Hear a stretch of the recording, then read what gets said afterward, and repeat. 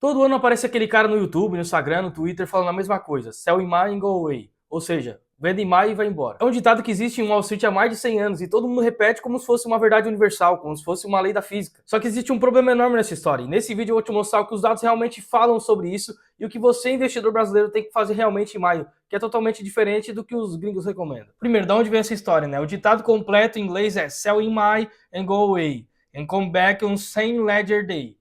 O dia de Sun Ledger é uma corrida de cavalos famosa da Inglaterra, que acontece em setembro. Então a origem é essa, né? Os operadores de mercado de Londres, lá no século XIX, costumavam viajar no verão europeu, junho, julho, agosto, vendiam as ações em maio para não se preocupar durante as férias e voltavam só em outubro. Isso é literalmente a origem, né? É as férias dos ricaços do século XIX. E esse costume virou ditado. O ditado virou dado, o dado virou estratégia, e a estratégia virou conselho que qualquer influencer repete hoje sem entender nada. Pô, a gente fala no Brasil, mas nem nos Estados Unidos funciona como parece esse ditado. Uma simulação feita em quase 50 anos de dado do S&P 500 mostrou o seguinte: $1.000 investidos seguindo o Sell in May viraram $46 mil.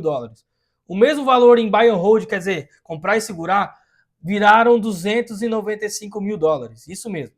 6 vezes mais dinheiro só por não ter seguido o ditado. Bom, e tem mais, né? O Bank of America analisou 98 anos do S&P 500 e descobriu que a maior parte das quedas acontece entre agosto e outubro, não em maio. Ou seja, então quem vende em maio pode perder ganhos reais antes do mercado enfraquecer de verdade. Então mesmo para quem está nos Estados Unidos já é um ditado questionável. Imagina trazer isso para o Brasil. E aqui começa a parte que mais interessa, né? Porque o Brasil tem uma dinâmica completamente diferente. E o primeiro dado, né, que pode surpreender é que maio é o pior mês da bolsa desde 1995, com 17 quedas, apenas 9 altas nos últimos 26 anos. Então, olhando só para esse número, o ditado parece que faz sentido, né? Mas não é bem assim. Porque a história não para por aí, né? Um estudo analisou os últimos 20 anos do Ibovespa e descobriu que o investidor que ficasse de fora da bolsa de maio a outubro teria rentabilidade inferior ao índice. Ou seja, mesmo sabendo que maio é um mês ruim, sair para o mercado por 6 meses te prejudica. Sabe por quê? Porque o Brasil tem uma característica que nenhum mercado desenvolvido tem. O segundo semestre brasileiro é historicamente o melhor do ano. Julho, setembro, outubro, dezembro registram 18 altas por cada 8 quedas nos últimos 26 anos. Então, se você vende em maio, seguindo o ditado gringo, você fica fora até novembro.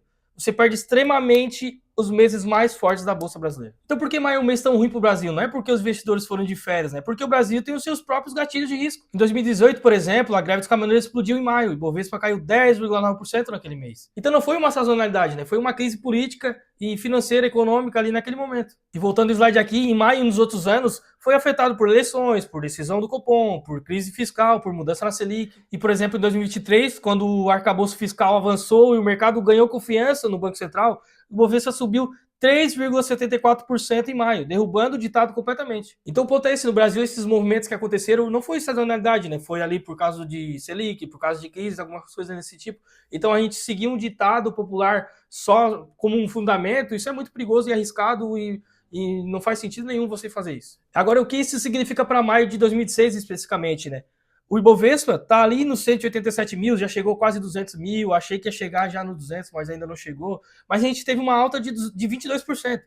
Mas ainda tem pressão real, tem a Selic ela em 14,5% agora, deu uma caidinha. Tem as eleições de outubro, tem o Fed travado nos Estados Unidos, o Fed, né? No Fred não, né? Tem toda essa incerteza lá no Oriente Médio, todas essas guerras, né?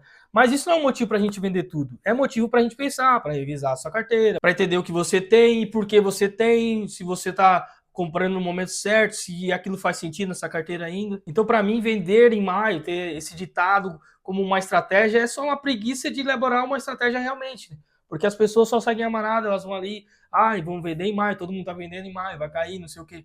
Cara, se você não tem uma estratégia, isso é muito perigoso, né? Porque você talvez pode aproveitar essas oportunidades que acontecem.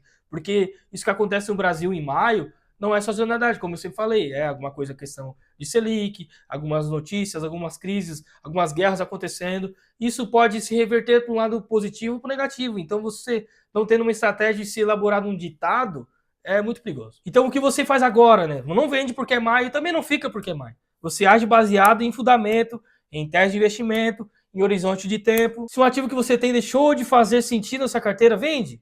Mas não porque um operador inglês do século XIX ia para a corrida de cavalo em junho, né? Então o investidor que toma decisão baseada em calendário não está investindo, ele está jogando dado, ele está arriscando, ele está não tem uma estratégia definida. Então, se você quer entender como tomar decisões melhores, como montar uma carteira bem estruturada, diversificada e precisa de ajuda, eu vou deixar um link aqui na descrição, no primeiro comentário fixado do meu grupo, o Grupo VIP, para você entender um pouco melhor, para a gente entender, conversar um pouco melhor, entender as suas dificuldades, o seu nível de risco, o seu perfil, para a gente conseguir te ajudar melhor. Então, clica no link aí. Então, esse é o recado do vídeo. Muito obrigado por assistir até aqui. Espero que você tenha entendido o recado do vídeo. Se inscreve aí no canal, deixa um likezinho, deixa um comentário e até o próximo vídeo. Tchau!